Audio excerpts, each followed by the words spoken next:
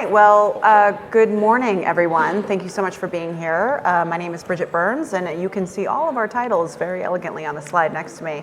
I'm joined by an esteemed panel that really represents a variety of viewpoints that I think are going to be incredibly important today as we talk about a topic that is deeply connected with the future of our democracy and the role higher education plays in it.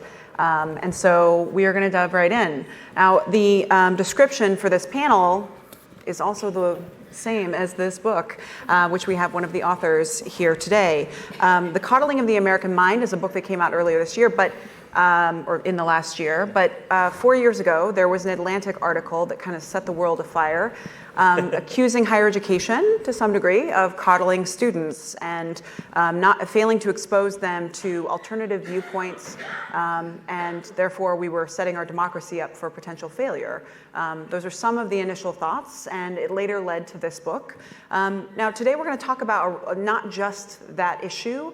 This connects with free speech on campus. It connects with the issues of how we control violence in the face of recent free speech situations. But also it connects with mental health, a growing crisis that not just higher education institutions are facing. And it connects with whose responsibility and how can we do a better job to ensure that higher education upholds the promise for our democracy. So I'm joined today not just by a former chancellor, I'm a future president, a leader in the free speech movement, and also a former dean, who all have varied viewpoints. And we're going to just talk about this book and the broader conversation that we believe it can lead to, that it would be helpful for higher ed. So we will start off. Greg, I wanted to see if you could share a little bit about kind of your thoughts on, that you wanted to get across in this book. Sure. For those who in this audience who didn't read it. Yep. Set the tone Yeah, for us. happy to. So Coddling of the American Mind came out on September 4th. It's a book that I wrote with a pretty famous social psychologist named Jonathan Haidt. I'm not a big fan of the title, so when people fixate on the title, I'm like, no, that's not really the point of what we're saying. And it started from this 2015 article, and it comes from just the simple observation that working on free speech on campus, I thought, and having my own struggles with depression and anxiety, I started to realize that not only was I seeing, and a lot of the cases I have to say are pretty ridiculous violations of freedom of speech on campus. Not all of them, some of them are very understandable, but throughout my career, it's kind of amazing what can get you in trouble on some campuses. But also that not only were we teaching a generation of students the habits of anxious and depressed people, we were teaching them the habits of censors. And at first, this was only among the administrators. My first book, Unlearning Liberty, was really focused on administrative abuses that led to censorship, for example. But at that time, the students weren't really biting. Then sometime around 2013, 2014, anybody who works on free speech on campus saw a really sudden shift, and suddenly the students who had been, and particularly minority and poor students, had always been our best allies when it came to both issues of free speech and due process on campus. But suddenly we were seeing arguments that not only do things have to be censored, but they had to be censored due to a sort of pseudo-medical theory that essentially that having the speaker on campus would actually psychologically irreparably harm, not usually the people who are advocating for them to be disinvited, but some other usually pointed to group. And that's why we wrote the original article. And I know that there are going to be parts of which that people disagree on it, but given that we're in a room of problem solvers, I don't think the following ideas are all that controversial. One, we could do a better job of teaching people more about freedom of speech and civics, both in high school and campus. I want to do a lot more of that. Two, we're probably overparenting to a degree, and it's probably at least somewhat responsible for the terrifying rise in depression and anxiety we're seeing on campus. I can elaborate on why that would be the case, but I think most of you would understand that. And three, that we have to rethink some of the things we do in higher education. Towards the end of the book, I became a very strong proponent of two things. One, gap year. I've completely converted over to having a year in between high school and college be a norm that's accepted by colleges being a major thing. And the other one is we can't start lamenting about the lack of understanding of free speech on campus until every school in the country does a serious and scholarly explanation of freedom of speech, and maybe just freedom of speech and freedom of inquiry and academic freedom in orientation. And to my knowledge, very few schools, I only know of about 2 schools that actually do that. So that was a long-winded way to get my whole pitch out. Great. And so Nick, you had a unique vantage point on this topic at your time at Berkeley. You're now in a different space. Based on what you heard and you observed in the book, what's missing that could really inform this conversation from someone who actually has led an institution going through this? So first, I want to say that I absolutely share your commitment to free speech on American college campuses. I think it's very, very important to look at some of the reasons why there have been some events around free speech that have caused so much general attention across our country. And I do agree with you that in both schools and colleges, we have to do a better job of teaching the First Amendment, teaching the history of free speech in this country, and educating students in terms of what all this really means. Right. But again, we're educators, so we should have that function and role. That being said, and I do, of course, look at your statistics about 2013, 2014. That's when I was just settling into Berkeley. Yep. Interesting times to be there. Sure. And I also, secondly, don't want to take away from what is a rising mental health crisis on American college campuses, not to mention in America more generally. Yep. It's just a fact of every one of our lives that more and more students need real kinds of mental health services and attention and often therapy. Yep. However, okay, so, and it's very nice to meet Greg because he wrote a very critical op-ed in the Wall Street Journal back in 2014. In response to a fairly routine message I sent out in the fall of 2014 celebrating the 50th anniversary of the free speech movement at Berkeley. And in celebrating free speech, I also did my civic duty as a chancellor, which was to call attention to the principles of community that had been formulated by students, staff, and faculty, to say that it would be nice to have a civil atmosphere on campus in as much as possible. And indeed, a civil atmosphere might produce better conditions for engaging different opinions. So Greg thought I was somehow abridging or compromising my commitment to freedom of speech. I clarified in a subsequent message that was not what I had in mind at all. But we are all dealing with a tension between, on the one hand, real concerns on the part of students about what's going on outside of the campus, and our commitment to things like free speech, open inquiry, freedom of expression, and so on. And the issues outside are very real, and it's very easy, and I'll just finish with this one statement, we can come back. It's very easy to say, you know, back in earlier decades, there was a great commitment to free speech. Of course, in the 1960s, right after the free speech movement led the faculty to declare that Berkeley was, in fact, open for free speech. It had previously been closed. Ronald Reagan, new governor of California, came out against both Stokely Carmichael and RFK, who had been invited to campus on the grounds that they shouldn't be given the platform of the campus to speak, which of course is a language we hear repeatedly over and over and again. He used, interestingly enough, not freedom of speech to make his argument. He used academic freedom, which is a slide that takes place, which is inaccurate, but it also is something we could talk about. But that being said, the commitment to free speech in those days was one that not all students shared. Yep. I myself sat in the president's office in the spring of my freshman year at Wesleyan because I was protesting military recruitment on campus, which could be seen today and probably would be seen as an assault on free speech. So the larger question, it seems to me, and I've written about this in other contexts, is that there seems to be a full-throated attack on the university, and free speech has been weaponized to go after expertise, science, what is seen as elite education, and so on. And I think that has to be brought into the conversation. So these are not it's not happening in a vacuum, this conversation about free speech. There's also significant demographic shifts, and we're experiencing this mental health crisis on college campuses. Now, Philly, you're experiencing, in your leadership at Northeastern, you spent quite a bit of time, you lifelong learning, CEO. So I want you to share with us a little bit more of that context of what you've seen over time to add nuance to this conversation around especially the mental health and the demographic shift and how students are showing up on these campuses. Yeah. So let's start with a little bit of a conversation around the mental health issue. And Greg, you teased it, and I think you're absolutely right. And the American College Health Association has produced, numerous statistics about the number of things that are on the rise in terms of depression, suicide, substance abuse, all of the challenges that we're dealing with.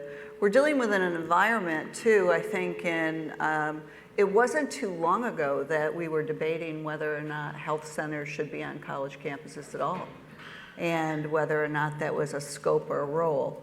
And I think as we've dealt with the mental health conditions on college campuses, we have legacy structures around how we're prepared to serve in the mental health area.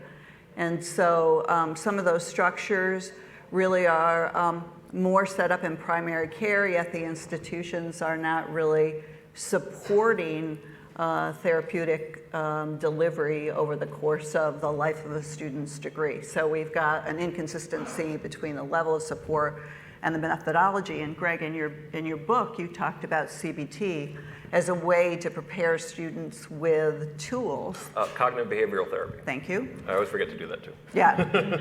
As a way to prepare students with tools, because it gives students tools. It doesn't rely as heavily on going deep in a trusted long-term relationship so quickly. So that may be a therapeutic method that institutions may want to consider. We also have to reconsider, I think, the whole scope of service and who's providing it. Where are students getting opportunities to connect? Because largely it's about the way in which one thinks, engage, networks, creates relationships. So there's a lot of experts in university campuses that can support the mental health needs in addition to the health centers or the counseling centers. And the last thing I would say is we're really not equipped for the whole student view in the way that we're structured on university campuses. We talk about whole student in K through 12 and the importance of it, and so like it goes away or something, like we have intellectual needs, social needs, emotional needs. There's still a need for us to kind of walk around the student to actually see the patterns that are emerging to provide the right supports. So Bridget, I wanted to kind of talk a bit about that. In terms of the opportunity that lifelong learning provides, I think whether you're talking about the conversations, political conversations, you're talking about conversations of difference, you're talking about opportunities to learn and engage, the intergenerational opportunity that is there for us now where we're serving. The one place I would say I would like to extend the thinking of much of what you've written in the book is that you can't presume only about 15% of the students are in the kind of environment that they're coming of age in a residential campus, which is sort of where the book kind of emerges imagery of. We've got to think about the issues you've raised as kind of a lifelong paradigm as well. So we've got the issue of free speech, which, just thinking about these institutions, it's not really any one person's job where they're like, just think about free speech, right? Everything's layers. Universities are trying to be everything to everyone. Knowledge discovery, teaching, research. They have to do safety and security, accountability, long-term economic impact, long-term security for students, all these things, right? There's not just one lane. And then you have this challenging environment that's happening in a country that's going through a fairly precarious moment. And then you have the mental health challenges that are growing, and those are not just on college campuses. So Mike, what I want to talk about is how much of this coddling concept and the challenges that we're talking about are actually unique to higher ed versus the rest of society, right? Like lots of folks are self-selecting to only expose themselves to certain viewpoints or to watch news from certain sources. People are coddling themselves, that's happening not just on college campuses. Can you give us a sense of kind of how much of this you feel belongs to higher ed versus broader society? Yeah, so first of all, I think there's a lot of things that are said in Greg's book that are extremely important. It is a complex problem that we're talking about here, as I think you've heard different individuals talk about. And this is just one more piece of it. If I could try and use it as an example, you said we should be doing at least two things in this space, one of which was better orientation when the students get on campus. But you have to remember when the students are coming onto campus, they're not actually just hearing from us. Oh, of course, yeah. We do a lot of orientation. It changes from year to year as the environment outside changes. We try to do the best we can, but it's only one voice. The idea that students would come to a campus, we would be able to have them on the campus, they would be just hearing from us, they'd be learning from us. They're hearing from everything that's happening in the outside world, from the kinds of social media that they're already getting to the reports. Oftentimes when some of these issues came up on campus and we'd sit down and talk with the students, it's like, how did you get to the point that you got to here? It was, well, someone from the outside was really angry about this. I thought we should be angry about this too, and so on and so forth. So there's many voices that they're listening to. And I think the most important thing we have to be doing is remembering first and foremost, for those students, they're here to get an education. And everything that we do should allow them to have the freedom to explore, to try on different attitudes and approaches to things, keep the issues that can come out of that in terms of the downsides and the bad outcomes to a minimum, but allow them the freedom to fail, allow them the freedom to learn from those mistakes, understand what they might have done differently the next time, and grow throughout that process. And so that's how I think about, we have to take the students as they come to us, right? And they are coming to us definitely different in these last few years. I heard this, and then I'll stop here for a moment. I didn't get to teach much while I was dean of the faculty, but I love teaching so much that I wanted to get back in the classroom. My wife looks at me and goes, "You taught today, you actually are happy." And I taught a freshman seminar, and it was amazing this last time I taught a freshman seminar, and we were talking to the students that happened to be on the internet, and what is it and where is it going? And the students were adamant about how different their upbringings were from their 2 to 3 year younger siblings. Yeah. And that dramatic change is something that we all have to take into account as we think about educating our students. So Greg, you talk quite a bit in the book, well, you and your co-author, about this kind of generational shift that we're seeing in terms of there are different expectations for this generation. Can you give a little bit of a window into the precise, for educators, for those folks in the room who are trying to figure out, I know we have technologists, we have venture capitalists, we have all kinds of folks here. Give us the piece that we really need to understand about this generation, that in terms of what we do and how we show up for them, especially under the umbrella that higher ed is, supposed to be about the preservation of democracy, right? And so the stakes are high.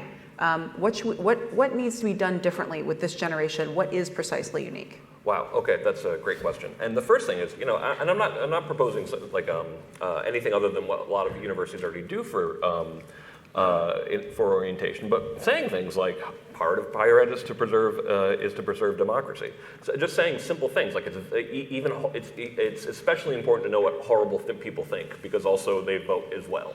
Having that sort of scientist hat on to actually look at reality and try to figure out what it's really like is something that when I talk to students, nobody's ever said some of these basic concepts of freedom of speech and academic freedom to them before. When it comes to what makes this generation so different, we talk about 6 different causal threads in the book, but the one that where the data supports it the most and makes the clearest sense for why we saw an increase in polarization, an increase in mental health issues, seems to be that this is really, at 2013, you started having the first generation of students who had social media in their pockets, on their smartphones when they were very young. And the correlation there it's pretty clear from the data. It doesn't explain enough of the variance. That's why we have 6 different causal threads. But definitely social media plays a role on definitely the mental health aspect. And when people get kind of like, well, how could that work? And I'm like, well, just imagine the absolute worst aspects of junior high school, 24 hours a day, forever. And that kind of like brings it home pretty quickly, but also when it comes to polarization. And I wrote about, you'd actually really like a book I wrote called Freedom from Speech. It's a very short book, and it talks about how, even though I'm kind of a techno-optimist, I'm pessimistic about freedom of speech, because both technological progress and things that actually make our lives more comfortable, they naturally in some ways lead to our lack of willingness to talk to people whom we disagree. Now add to that a technology that essentially pats you on the back for having a very thick self-confirmatory echo chamber, And you end up having a very natural thing happen in social science, is the more you kind of are in these echo chambers, the more radicalized you tend to become in these positions, sometimes in fairly benign ways, sometimes in very concerning ways. But I think of this almost as like a natural law of human nature. And I am very clear when I talk about this on learning liberty. I think these are shifts that would be happening even if higher education did not exist. But higher education is our best shot for undoing some of this, for getting people curious about talking across lines of difference, approaching things with epistemic humility. And by the way, when it comes to both mental health, some of the things where I'm the most bullish about are apps that actually can help people who are not quite at the complete crisis stage develop habits like cognitive behavioral therapy, because it has to be a habit. And when it comes to things like freedom of speech, I do think we have to be smarter and more creative about how we get some of these messages in front of people, which is why we're doing everything from a graphic novel. But surely there are a million ways that I've thought of in which technologists can help get these oftentimes inspiring and powerful messages out to students who simply, in a lot of cases, have never heard them. So here are those things that would be nice to have universities do to treat these students, to prepare them to be, active citizens participating in the world. But if we're not the ones doing it, like, who's going to be taking that role? What are we not thinking about the rest of society? I'm curious about, Nick, I saw you react a bit. Could you respond to how you see this actually in your life at Berkeley when you actually lived it? The challenge of trying to get these students to really understand the vast opportunity in front of them, the challenge of this institution, what you're trying to coach out of them, but in the midst of this moment in time that is so polarizing. Yeah, so, I, by the way, completely share this concern that social media has helped to produce this, growing echo chamber of self-confirmatory positions that don't really ever enter into engagement with each other. And it's both a cause and a symptom, I think, of a lot of the things we're talking about and dealing with. But at Berkeley, we obviously had some fairly celebrated instances of controversy around speakers on campus. And in all of those cases, there were a lot of different views, and of course there was a lot of social media that represented both the views and what happened in ways that, in fact, did play out in the media, even in places like the New York Times, which continues, for example, to say, I'm sorry, I'm anticipating your question, but continues to say that I canceled Ann Coulter's speech when we never actually had booked her to speak. And she was able to say that on Fox News, and that reverberated through social media, and then it became, of course, a kind of the law of the land. But in relation to your question, talking to students, for example, in advance of a visit by Milo Yiannopoulos or Ann Coulter, students would come and clearly be deeply, deeply disturbed, and disturbed in ways that probably would seem to all of us as incommensurate with the actual threat that would potentially be constituted by having a speaker in a room where you don't have to go on campus. And so I really appreciate you mentioned that part. You're not actually forced to go to the No. In fact, you had to buy a ticket, $5, and it was anyway. But I spent a lot of time with students and with faculty who were very concerned, and they were concerned about two different things. Now, one was physical security, right. And of course, when Milo came 2 weeks before, he'd gone to the University of Washington, and there had been a shooting outside in the protest, and a protester had been grievously wounded by a bullet. So there were concerns about physical security. Yep. And those are real, and you mentioned them And at the that's outset. priority number one with our students. Sure. And Yep. when you're told by students and faculty that if there is going to be an incident where a student gets hurt, it's on you, it makes you stop and think. Sure. Right? But the other thing was, of course, part of this general conversation, because students felt that they would be genuinely traumatized by the fact that Milo was saying some things that were homophobic, anti-feminist, anti-LGBTQAI, etc., on campus, and it felt very real to them. Yep. And when we then had a conversation about freedom of speech, it didn't seem to be relevant. Resonating, yeah. Right? So we talked a lot about freedom of speech, and then, we tried to introduce that in a way that would be an educational moment and experience. Mm-hmm. Many students, however, pushed back. And they said, look, we understand you can have opposing views, but Milo is going to come out and he's going to name people, he's going to shame people, he's going to say things that are clearly slurs on communities that otherwise, as a university administrator, you spend a lot of time talking about how we have to understand, protect, welcome, and assure that there is a tolerant atmosphere on campus. And there is a real tension there. And what I had to do is acknowledge it's not consistent. There are things that are contradictions. Again, I think it was an educational moment to some extent. But then, of course, the whole thing blew up when the Antifa came to town. If I could just ask a question, I'm curious because when you went into the description, you said, and faculty and staff and others. Do you think we're doing, as educators, enough to model the behavior we are really talking about with our student communities in accepting difference and having conversations that are difficult and making choices to attend or not attend? What is your thinking on that? Well, it's a great question.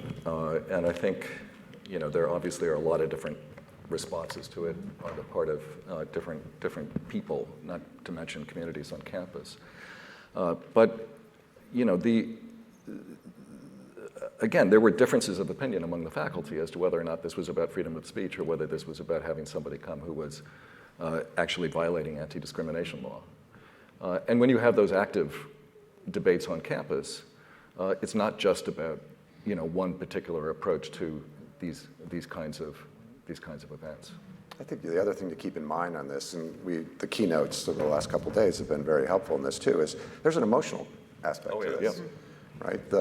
I had faculty, never the same situations that Nick was just talking about, but I had faculty coming to me, objectively knew freedom of speech, they supported it completely, and yet they said, but I don't want this speaker in my conference room.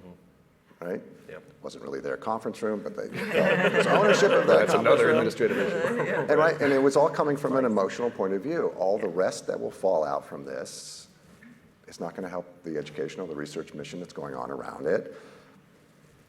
Like Nicholas, I had to remind them that we're a community. We have a whole set of goals that we're trying to do, and the police said this is the best place for us to have it for physical security, and therefore we're going to have it in this location. So it's all of those things are coming together that make these situations so dynamic and fraught. And when it comes to emotionality, that's one thing that I do think students need to understand is that's not new.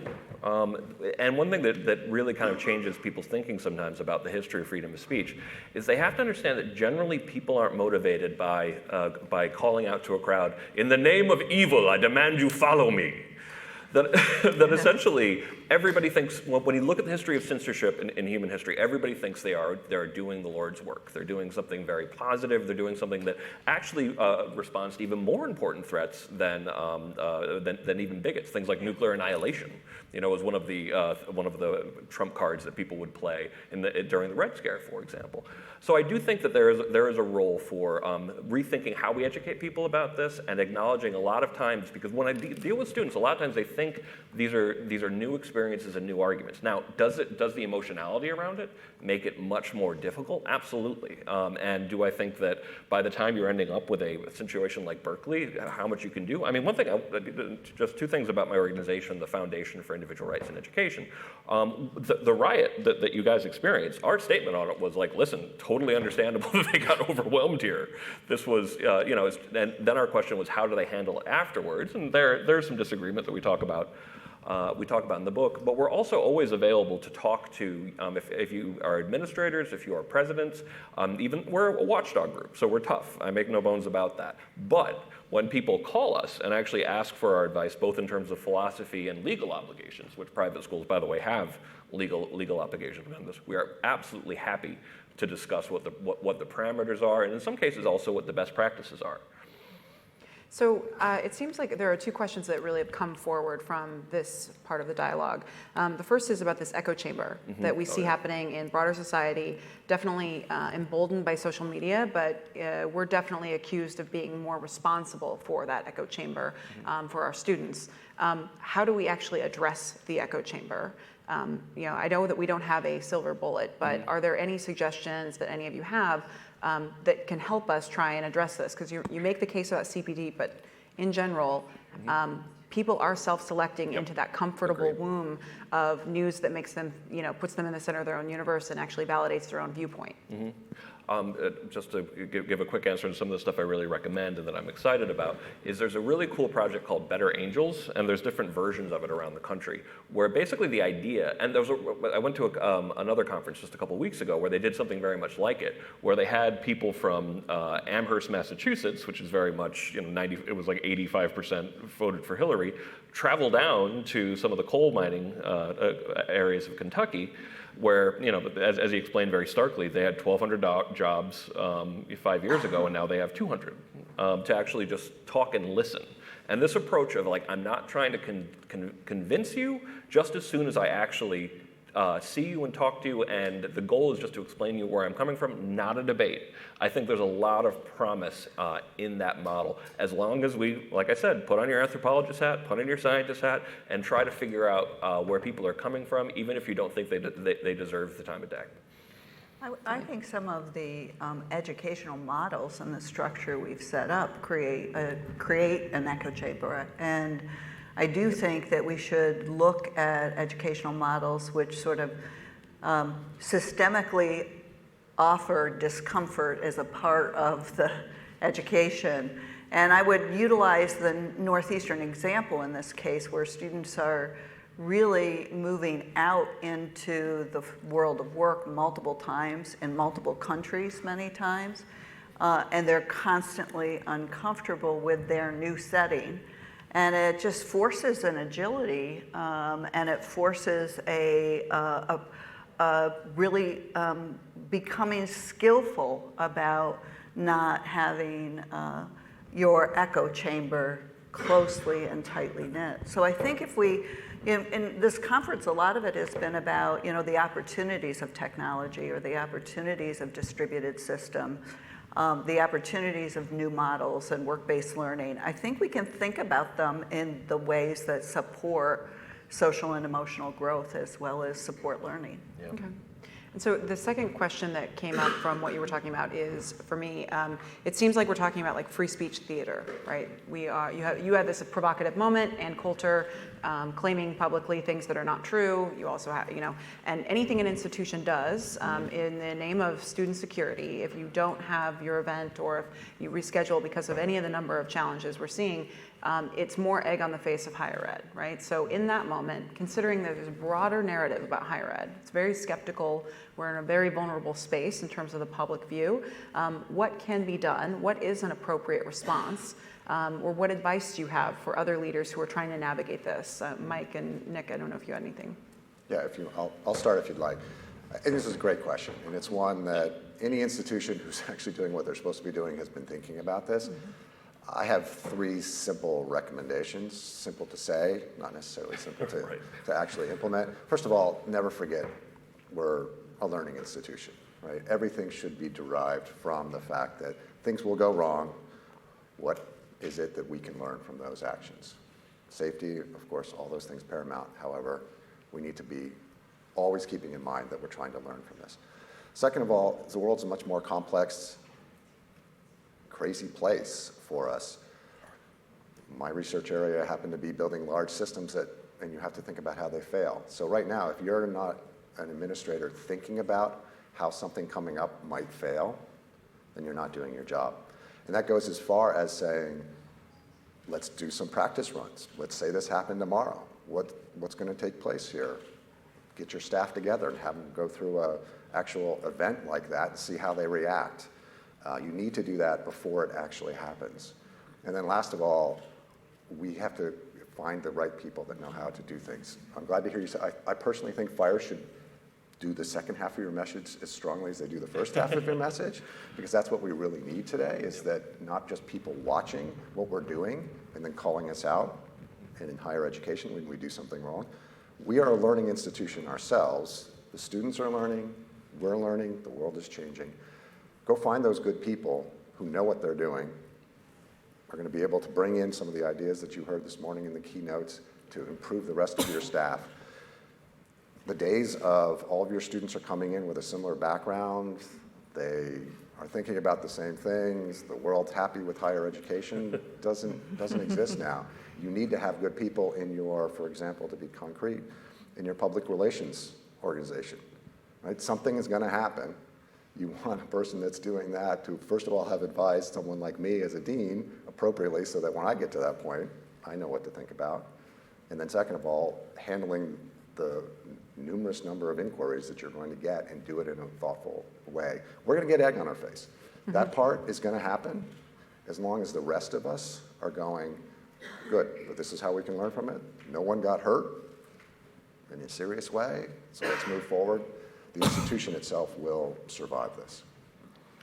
You know, at Berkeley, we were sort of ground zero for a lot of this. And of course, after the Antifa riot that caused the cancellation of Milo Yiannopoulos on February 2nd, 2017, we woke up the next morning to a tweet from the president threatening us with a cancellation of all federal funding.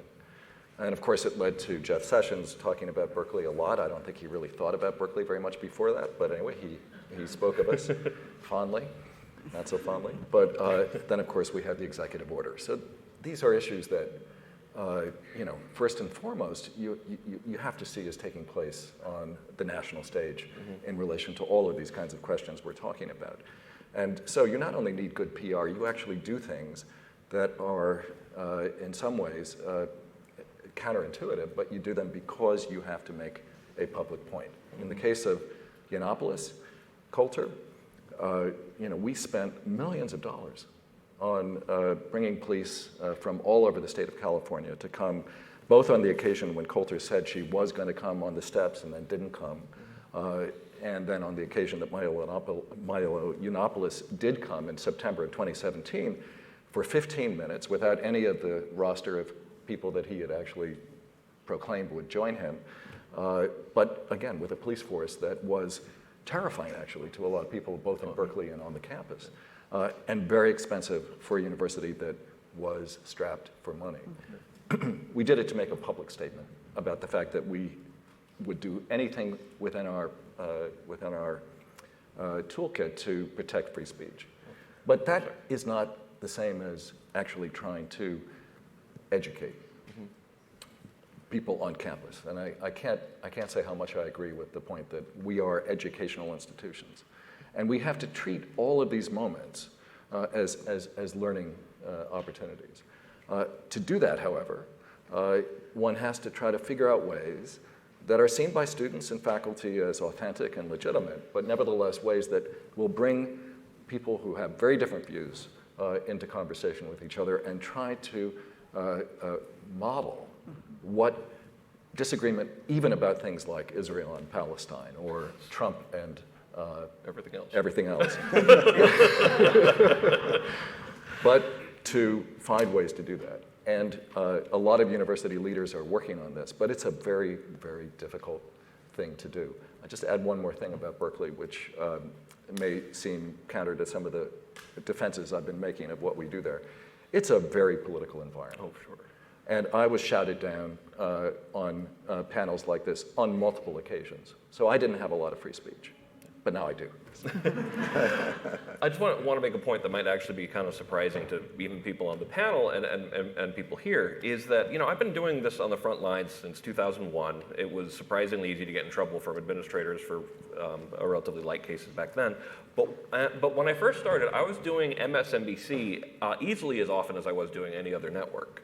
And they were really interested in these stories. Something has changed, though, in the media landscape, because if you actually read Unlearning Liberty or Coddling the American Mind, you'll see that there's a lot of cases that don't fit the narrative of political correctness leading conservatives getting in trouble. In fact, like I spend a lot of energy talking about cases where it's either liberals getting in trouble or cases where it's not even particularly political. And weirdly, and even though that's the big middle of the cases that I'm involved with, and including some of the most outrageous cases, Unlearning Liberty talks about an environmentalist, this is the opening story, an environmentalist student getting in trouble, getting kicked out of school without a hearing because he was criticizing a parking garage program. In the book, in Coddling the American Mind, the case that I'm probably the most animated about to this day is Lisa Durden losing her job after going on Tucker Carlson, probably not the best move, to defend a Black Lives Matter party. And these are people being actually fired. So this is the peculiarity I wanted to get to. Cases that fill sort of like this existing narrative of political correctness run amok get a lot more attention, not surprisingly on the right-leaning media, but weirdly, they get more attention on the left-leaning media too. Sometimes when liberals get in trouble, it gets a little bit of attention on the left-leaning media or in the mainstream. And the cases where it's just good old-fashioned abuses, for example, Rensselaer Polytechnic Institute telling students that they couldn't protest on campus because of eminent domain. This makes absolutely no legal sense. If you think about that, doesn't sound right. It's like, no, it's nonsense. It's one of the cases that I'm most animated about this year, don't get any attention. And that's actually, I have all sorts of ideas on ways to fix various problems, but I haven't, no matter how much I scream about this big middle of cases, nobody seems to be paying attention. So the one piece I want to flag and follow up on, Nick, I know that you have to wrap in a bit, is you mentioned being shouted down. We keep seeing students think the response that to a controversial speaker to throw a protest or to try and silence it. This seems like an escalation of broader political narrative, this kind of polarization and kind of it feels more violent. It feels more like palpably growing. And we're supposed to teach students how to engage in democratic discourse, in debate and discussion, and yet they're seeing these models that are so extreme. What can we do in the face of that to try and change the discourse to be more civil in light of this is just happening, and some of it, many of the times, it's not even our students, right? Oh, yeah. Well, look, again, I don't mean to go back to 2014, but I think calling for civility and calling for free speech are not necessarily contradictory. There are times, obviously, when they are. We know what those are in jurisprudence, and many of us in administration have to deal with that in times that are in circumstances that are very difficult to call. But it's, I'm not suggesting, that all the reports of a certain kind of intolerance on campus for opposing views are wrong. At all. That being said, I think I think we have to talk about this not only in relationship to free speech. That's really my point, because there are these other things going on. At Berkeley, it was very clear to me when I got there, although I didn't know it when I was on the East Coast, that the protests around tuition increases in 2009 and 2011, where tuition just doubled because of the financial crisis and the state's response to it in terms of reducing the allocation to the universities, had left a lot of scars. And then you had Black Lives Matter. And these things were roiling the campus. Then, in addition to that, as you said, Mike, the student body is very different than it used to be. We have 500 undocumented students. They're fighting for their lives in the post-Trump world. There are students who come from foster homes. There are students who come from prison.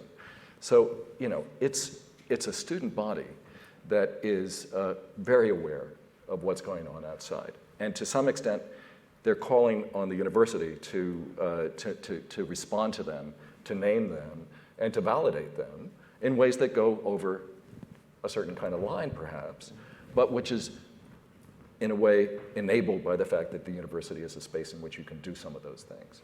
So I think, again, a lot of this is about testing certain kinds of limits. It's about learning certain kinds of limits. It's about making political statements.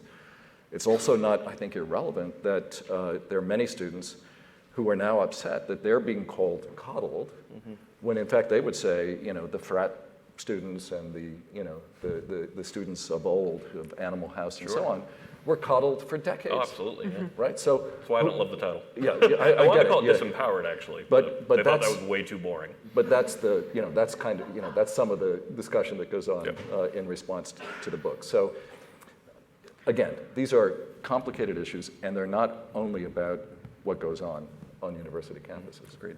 So I think that's a perfect ending. I want to thank our panelists as we move forward and benefit from this conversation, thinking about the future of our democracy and how higher ed can do as great a job as possible preparing our students to engage in civil discourse. So please join me in thanking our panelists. Good job. Thank you, Bridget. Yes. I guess I got to run. Yes, apparently.